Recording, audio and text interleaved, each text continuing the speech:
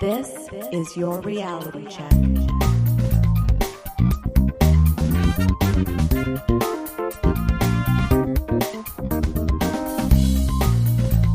Hi everyone, and welcome to The Reality Check, the weekly Canadian show that explores a wide range of controversies and curiosities using science and critical thinking.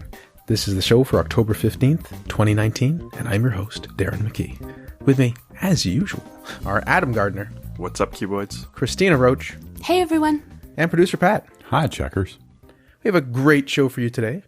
Christina is going to explore whether the Shag Harbour UFO incident is commemorated with an official coin. Cool. And then Adam is going to follow up on the universal white supremacist hate sign. Okay, Adam, with your okay finger sign.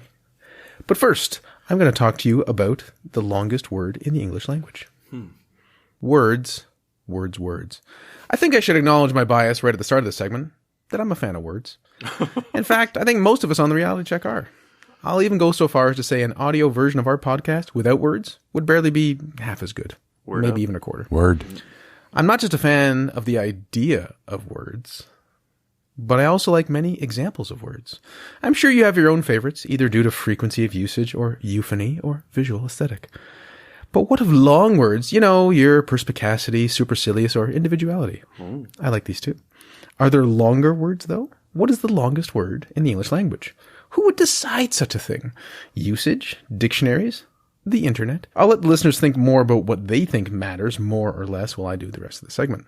Now, I'm not some fancy big city linguist like Adam, but I liked words even when I was younger.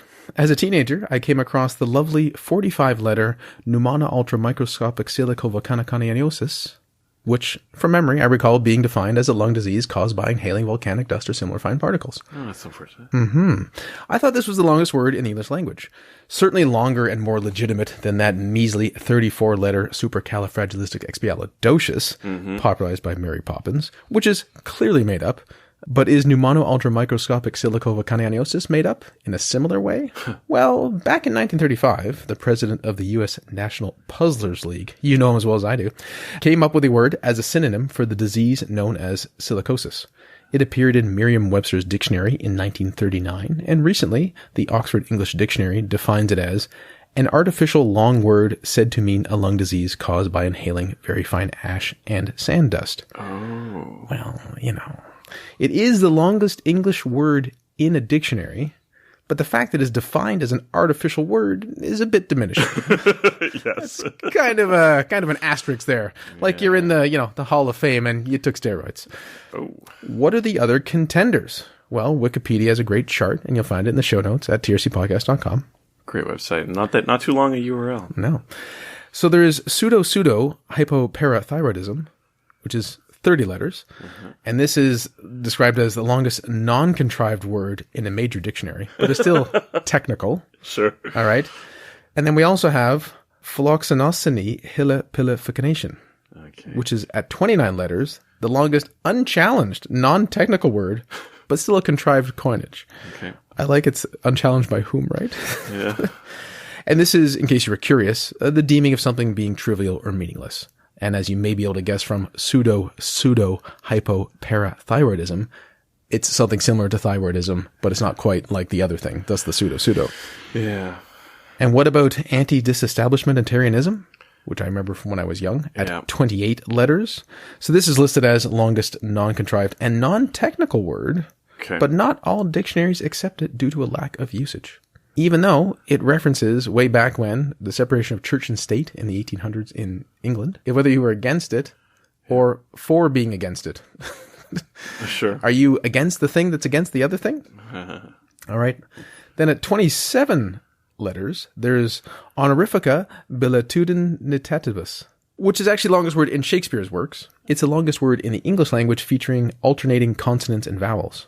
Well, bully for them. A bit of a Latin origin, and it means the state of being able to achieve honors. Seems like a long way to go about to saying that, right? Yeah. All right. I'm guessing most of you have never heard of these words, and even if you have, you rarely use them or come across them. Yeah. With that in mind, Ross Eckler says that the longest words likely to be encountered in general text are deinstitutionalization and counter-revolutionaries, and these are at 22 letters each. Okay. The article also notes that, quote, a computer study of over 1 million samples of normal English prose found that the longest word one is likely to encounter on an everyday basis is uncharacteristically at 20 letters. How uncharacteristic? As you can see, or rather hear, how one defines longest words depends on whether you care about whether it's in a dictionary, whether it's technical, whether it was contrived, or appears in common usage. Yeah. Before I finish, though, I did want to ask the panel what they think is the length, you can tell me in letters, of the chemical name of a certain type of Escherichia coli, or E. coli, tryptophan synthase. It is the longest published word, although it is technical. So we'll start with Adam and then go to Cristina and Pat. How many letters do you think this bad boy has? 132. Okay. I'm going to say 56. Yeah, so I would side closer with Cristina and say 63. Okay. How about 1909? Wow. Letters. Come on. So I'll just say it starts like a Why? Why? Methonoglutaminolyl for another, 19 letters. Well, it makes sense because you put the names of the atoms together to describe a molecule, and if it's a very, very, very long chain. Right. Okay, so that was your warm-up. Wow. Finally, the chemical name of Titan, not Tintin, Adam, the largest known protein. Okay? It's technical, not in the dictionary. Whether this is a word or not is disputed. To give you a little bit more context, it's also known as connectin, and it's a protein in humans that is encoded by the TTN gene. Giant protein, about 1 micrometer in length, that functions as a molecular spring, which is responsible for the passive elasticity of muscle. Of course, you all knew that. I didn't want to speak down to you, though. All right, so now we'll do Pat, Cristina, Adam. How many letters does this one have? Clearly, you're trying to shock us with even a bigger number. So what's interesting is knowing that, what do you still guess? 5,200. Okay. Cristina? 14,632. Gotta love that precision or accuracy. 7 million. 7 million. Adam goes big. I'm thinking, if I tried to describe my DNA using a word, we could be here for a year. Well, I don't know if we're going by Price is Right rules or not. But the answer is 189,819 letters. Wow. Yeah. So there is a page, you can look it up, which just has the word. You scroll and you scroll and you scroll. And it has a little summary at the top where something like methynyl, which is part of the chemical name, is that appears 2,000 times. And this other one, that appears 1,800 times, and so on and so on. So all that to say is, I guess you can somewhat pick your favorite in terms of what you think is the longest word. But I certainly enjoyed preparing this segment more so than I thought I would.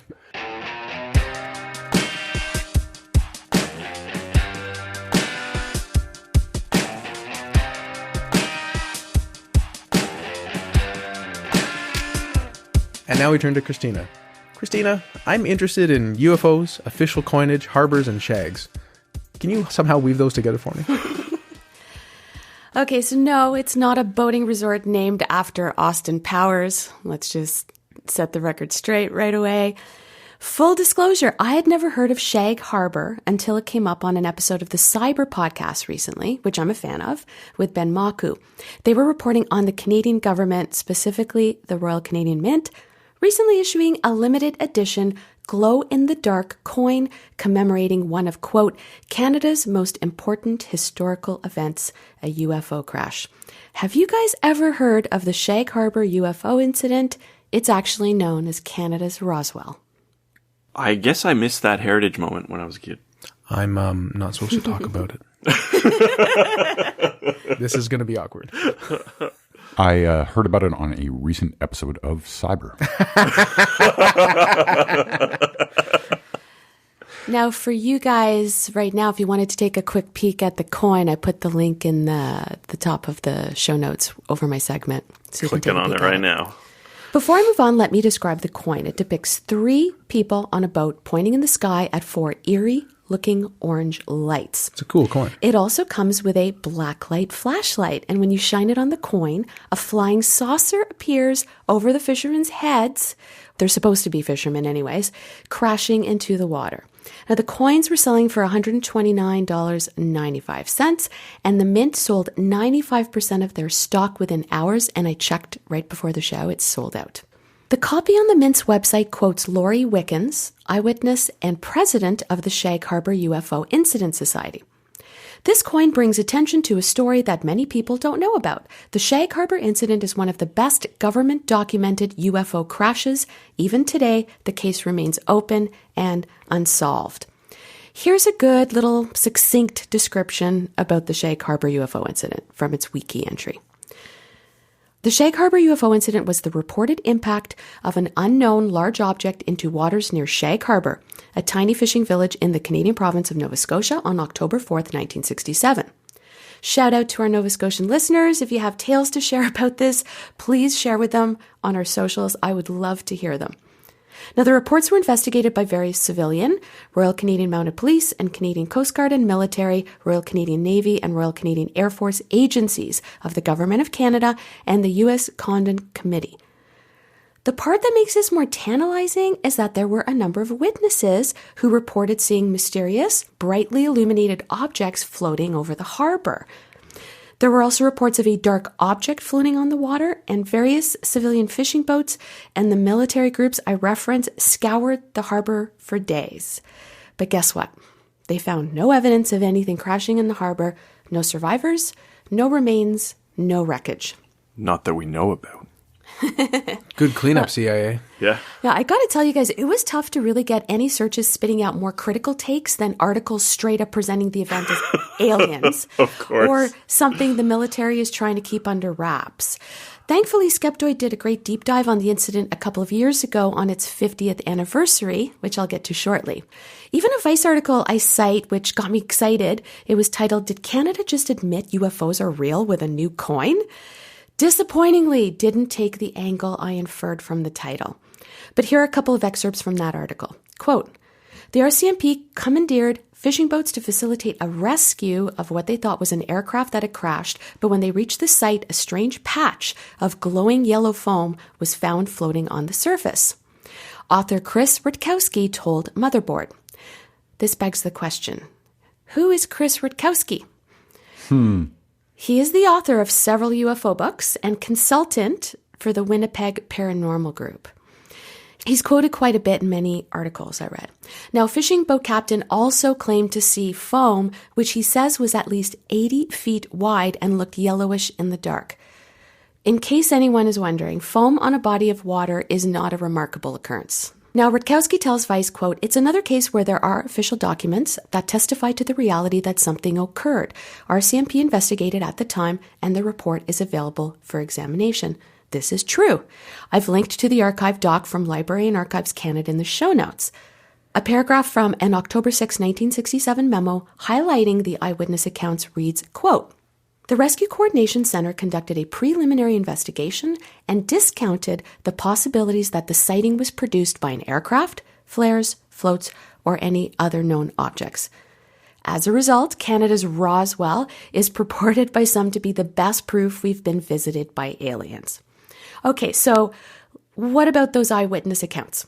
Now, quoting from the Skeptoid blog, "The best way to find out what really happened is to go to the primary sources, the newspaper reports written immediately after the event, getting the exact words from the witnesses firsthand." Well, this sounds like sage advice, right? So sure, not asking 30 years later. Right. Oh, I think I saw this.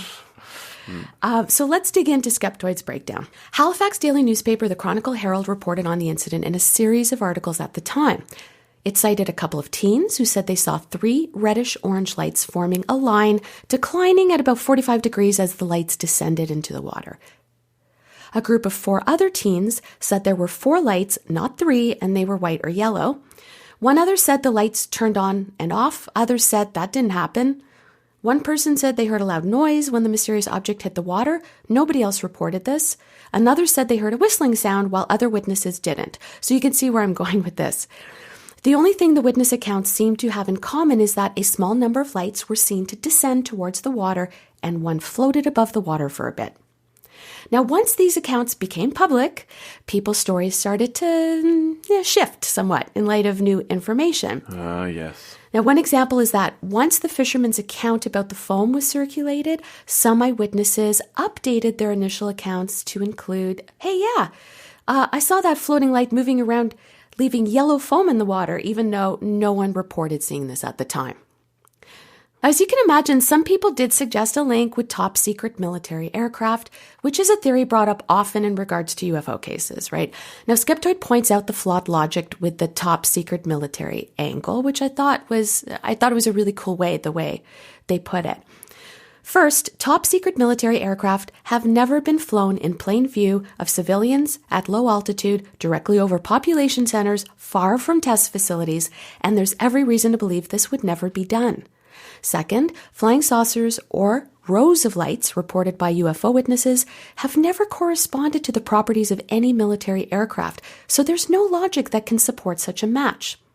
When you don't know what something is, it doesn't make sense to suggest that a likely identification is something that is logically excluded as a possibility.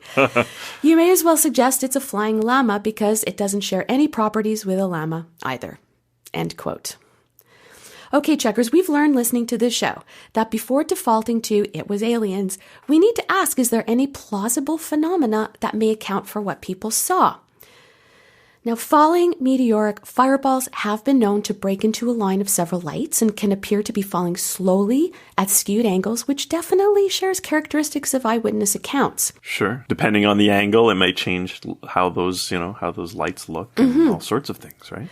Flares are another plausible explanation. When someone was quoted as hearing a whistling sound, I thought of it, even though it just seemed to be one person. Now, in this case, UFO defenders staunchly claim that the government ruled out flares in its reports. Now, I did cite an excerpt earlier saying the prelim investigation discounted certain possibilities, that the sighting was produced by an aircraft, flares, floats, etc., and a legit report from the Coast Guard that conducted a search with all the fishing boats read, many small boats, nil results. All other possible leads, aircraft, flares, etc., checked, nil results. Okay, so no evidence of flares was found, but at no point did any reports suggest they had completely ruled out flares as a cause. It's quite possible they just never found them, right? Plus, since when are UFO conspiracy theorists believing the government? The government said so. It must be true. Yeah, That's this a good time point, Adam. they're on the level. Right. It's not flares, right? Now, there are so many layers to this, and I really do want to get to the panel's 2 cents. So let me try to wind up here. Is the Shag Harbour incident the best proof we've been visited by aliens? No, it's not. There's no proof, just some unanswered questions based on varying eyewitness accounts. Even the Shag Harbour UFO Incident Society person cited on the Mint's website says the case remains unsolved. Now, just because we don't know for certain what happened or what people saw doesn't mean it's paranormal or doesn't have a logical explanation. The word unidentified does not and should not imply must be aliens. Now, little footnote, this is the second coin issued by the Mint celebrating, quote, unexplained phenomena. The first was issued last year commemorating the Falcon Lake, Manitoba incident, which I also had never heard of, in 1967, where Stefan Michaluk said he encountered a flying saucer. I'm familiar with it because a friend of mine, Jim Bryson, released an album called The Falcon Lake Incident with a Canadian band, The Weaker Thans. It's obviously a reference to this sort of Canadian curiosity, but I guess it probably has more to do with the fact that they recorded the album at Falcon Lake. But I guess I could ask him and report back. Interesting. Okay, so should the Mint be issuing official Canadian coins stoking paranormal phenomena? I'd love to hear your takes, Darren, Adam, Pat. Superman is an alien that does not exist, and they made a coin about him. Like, it doesn't mean that they think it's a real UFO. Are you setting up to call me a hypocrite, Adam? I feel personally attacked by this relatable content. Yeah. I mean, generally, you're totally right, Cristina. Just because we don't have an explanation doesn't mean it's aliens. We can think of really absurd, outlandish explanations that fit within what we know about reality. Like, maybe someone took a bunch of birthday candles and glued them to bats and let them fly out in the harbor. Or maybe someone had a remote control plane with a bunch of Christmas lights attached to it with a huge battery. Like, it doesn't really make sense, but maybe it's more plausible than aliens since there's no prior evidence of aliens. As for the coin, if they had a coin, which showed something which represented a religious belief of a certain group, well, it doesn't necessarily mean that the Canadian government is saying, like, this is the true word of God or whatever. So I don't think it's a big problem, but I think the flip side of that is people shouldn't look at this to say, it's the Canadian government admitting that there are aliens, because I think that's maybe going a little too far. Nice reference, the flip side of the coin. I feel mild shame that Adam referenced Superman before me. But, so yes, part of the knee-jerk critical thinking is we don't need anything that promotes irrationality, including this. And another part of me think, I don't really care. It's not that big a deal. How many people buy that many coins in the first place? If 4,000. There you go. If anyone who's like, I wasn't going to believe in aliens, but now with this coin, I do, I think that's unlikely. So it actually is a nice looking coin, the link that Cristina provided. Mm-hmm. So maybe it's just benign. The mint needs to mint money in some way, and so they're doing it through this. I always come back to Dennis Miller, an early Dennis Miller stand-up. Mm-hmm. If your child is going to be pushed over the edge by anything Gene Simmons has to say, you had lost him already. That's funny. That's essentially what Darren said. Mm-hmm. Like, this is a genuine curiosity. Yeah. The fact that you put a black light on it and it turns into a UFO is a bit much, and I prefer that they didn't do that. But literally, if this is what's going to get you believing in UFOs, you were lost to begin with. Mm-hmm. Yeah. Yeah, and it's like, you'll often, if I took a tour of a government building and the tour guide said, like, oh, and some people think there's a ghost here. Well, is that really irresponsible of the government supporting it, or is it just here's kind of a thing people say, right? Obviously, I don't think ghosts are real. I think aliens could be, but I don't think this is. There's evidence that both incidents happened and they're unexplained. So to your point, Adam, there's a Superman coin, etc. So it's a genuine. Both of those are genuine Canadian curiosities that have never been solved. Yeah. Yeah.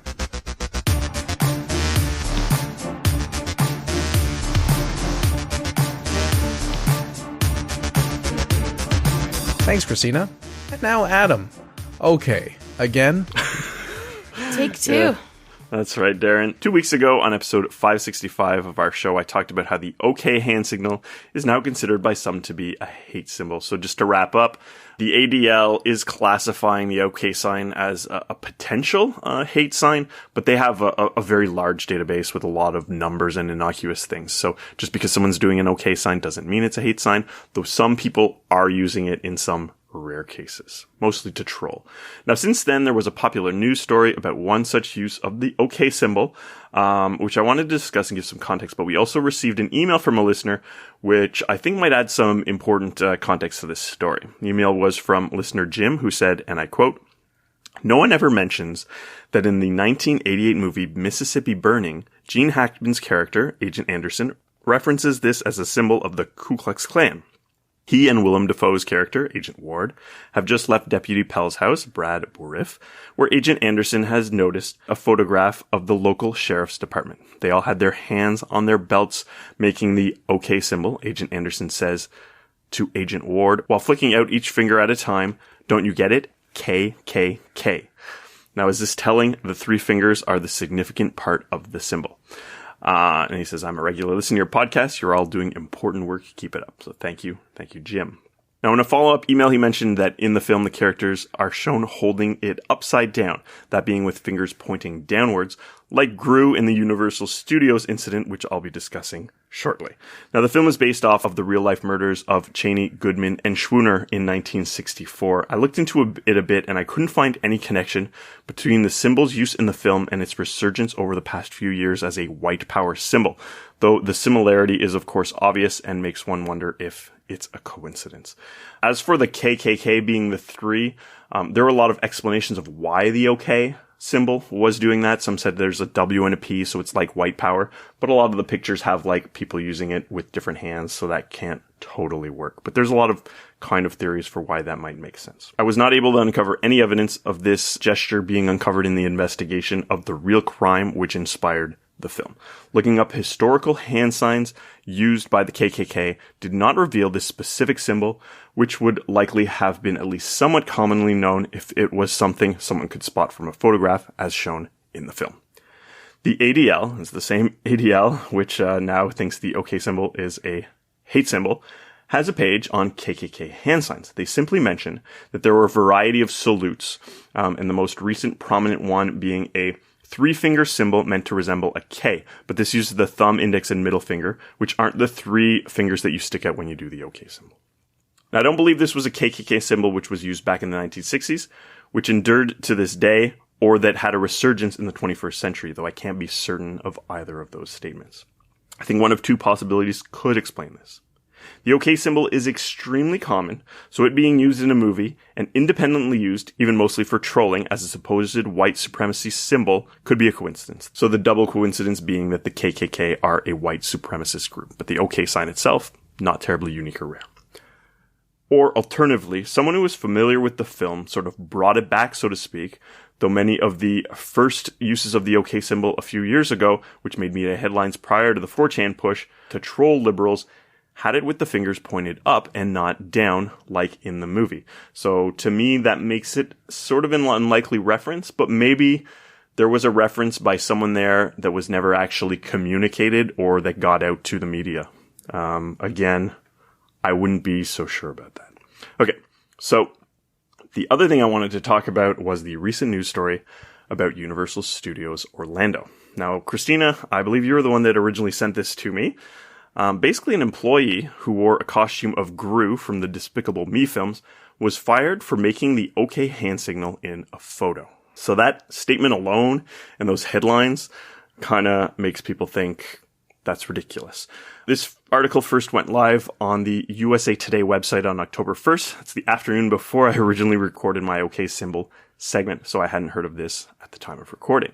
My first impression, like that of many people online, was of course outrage at this absurd story and this absurd firing.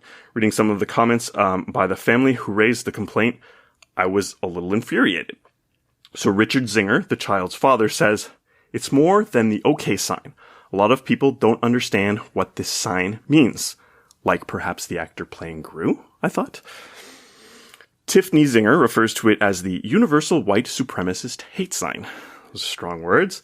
Now, even if we acknowledge that some people have adopted this as a hate sign, isn't this overstating it a bit much to call it universal? I don't think it's universally accepted that this is the case. Now, one aspect of this article which troubled me was that it wasn't even noticed at first. The photo was taken on March 23rd, but the symbol wasn't noticed until looking at their family photos in August. Really? I didn't read that part. Interesting. Yeah, so the daughter wanted to use the photos for school, but then the parents spotted the symbol and then they told her she couldn't. Then they go on about how it was traumatic to their daughter and things like that. Well, you didn't have to point that out to her, but there we go. Now they found footage of when the picture was taken, so video footage, and this made them think that the sign was done intentionally, and it wasn't just the way that the actor kind of laid his hand on her shoulder. Now, I watched the footage in question. I expected to see Gru flash the OK sign with the fingers up, but instead, the actor puts his hand on the girl's shoulder and seems to be intentionally making the hand signal and resting it on her shoulder. Now, it's hard to impossible to prove that this might have been intentional, but to me, just looking at the footage, it seems deliberate. Does this mean it's the universal white supremacist hate sign? I don't know. Now, one thing that came to mind due to the sort of upside down nature of the symbol was that it looked like something called the circle game. Now, I didn't get into this in my original segment, but some people use an OK-like symbol as the circle game. Basically, you make a circle with your index and thumb fingers holding out the 3 other fingers like Gru does in the photo. You hold it below your waist. If another person who's playing the game looks at the circle, so it basically makes eye contact with the circle, you're allowed to punch them in the arm. So in 2000, this game was in an episode of Malcolm in the Middle, so this gave it a lot of mainstream attention. So that's probably where a lot of people learned about it, but I think a lot of people did it amongst their friends prior to that. I didn't play this much in school, but I was kind of familiar with the game. But of the variant I was familiar with was that if you put your finger in the circle without looking at it, then you got to punch the person who's making the sign. So put an element of risk to doing it. So much to say, I wondered, and still do, if this actor was perhaps playing the circle game and humorously inserting this hand gesture into photos of guests as an odd joke. So people would do things like this, like they would post photos online of someone doing the circle gesture as a way to get people to look at it. So this is kind of how the joke got to another level on the internet. So this and many other possible reasons may explain why there was a deliberate gesture, but maybe why it wasn't that hate gesture. But then I noticed something else. Elsewhere in the video, the young girl's brother does the exact same hand sign. So does Tiffany Zinger know that her son is flashing the universal white supremacist hate sign? So I was wondering, maybe this kid did it, so he saw the kid do it, so he did it, but you would think the parents would have caught on to that if the kid was doing it intentionally. Now, many articles also mention that the actor was fired, though I think it's worth clarifying what was actually said. A Universal Orlando Resort spokesman said, and I quote, "We can't discuss specifics about the incident, but we can confirm that the actor no longer works here." Now, this as well could mean many things, though one of them is that he was fired, but it could also just mean that the actor, in the many months since the photo was taken in March, quit or got a job elsewhere, was fired for something else. Who knows? He could have been fired for playing the circle game with his friends while he should have been working. It's not really said. Perhaps they reviewed his behavior and found other incriminating evidence, like him using the symbol in other photos or him only using it for black children, for example, but no such specifics have been communicated to the public, so we don't know. So they may have a very good reason to think that this absolutely was sort of a hate symbol, but since this wasn't communicated, I can't come to any determination on that. So there's a lot of speculation, but one final thing which did make this whole event a bit more suspicious to me was the original USA Today article mentioned that the photo was originally taken a week after the New Zealand shooter who killed 51 people at a mosque in Christchurch showed the same OK symbol at a court appearance. Now, I originally put a little thought into this because I figured, well, the OK symbol is extremely common. But looking at some of my old notes, I had flagged the OK symbol topic months ago, back in March, as a possible show idea, and I looked at the original photo. The mosque shooting suspect was in handcuffs at the time, and he flashed the OK sign with his fingers pointed down near his waist.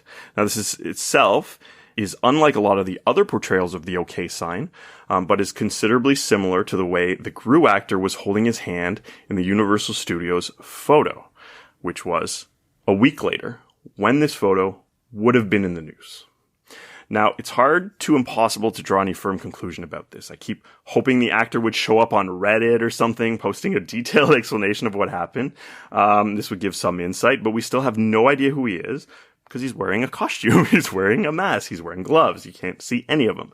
Now, is it possible that either as a legitimate white power symbol or further attempt to troll liberals that the actor in a Gru costume showed this symbol, which he saw the Christchurch shooting suspect flashing, and put it on the shoulder of a biracial girl? That's possible. Is it also possible that the symbol was either an accident or some other gesture, such as the circle game, but the Universal Studios fired the employee in order to save face? Also, very possible. Very hard for me to give some odds or likelihood for either of these explanations. Now, the OK symbol isn't a hate symbol, but it can be used that way. In this case, the intention really does matter. It doesn't seem like the usage of this symbol in the 1988 film Mississippi Burning is related to the recent uses of the symbol, but I wouldn't rule out that connection. As for the actor playing Gru at Universal Studios, I don't know what to think. It seems plausible that this was a fairly innocent gesture, but when looking at all of the available evidence, including the similarity to a similar photo only 8 days before the incident, I think it's possible it was intentional. I'm not convinced the children's parents, or even Universal Studios, can answer this with any certainty. Thanks, Adam. And thanks for joining us once again, listeners. I talked to you about the longest word in the English language, which I'm going to stick with my good old pneumona ultramicroscopic silicovacariariosis, but I also have a soft spot for, uncharacteristically. And Cristina talked to us about the Shag Harbour UFO incident with the commemorative coin. And like all UFO incidents, it's a UFO. It doesn't mean it was aliens. Mm-hmm. And Adam once again explored the OK hate symbol and didn't find any link from the movie mentioned by the listener who wrote in and any recent resurgence in popularity or how it is being used by other people in certain domains. Need more evidence, basically. Until next time, think better to act better. Peace out, cuboids. Stay classy, not smartassy. We'll talk to you next week, everyone. For show notes or to discuss this episode, visit our Facebook page and website at trcpodcast.com. For general inquiries or to send a topic or parody suggestion, email info@trcpodcast.com. Help support the show by leaving a review on iTunes and liking us on Facebook. Follow us on Twitter at TRC_podcast.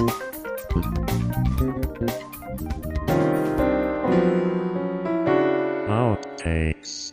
But is Pneumona ultramicroscopic... I had it the first time and the second time. Honorifica bilatudinitatis. I think I can do that better. Honorifica bilatudinitatis. I didn't do it any better. Sounds like a name.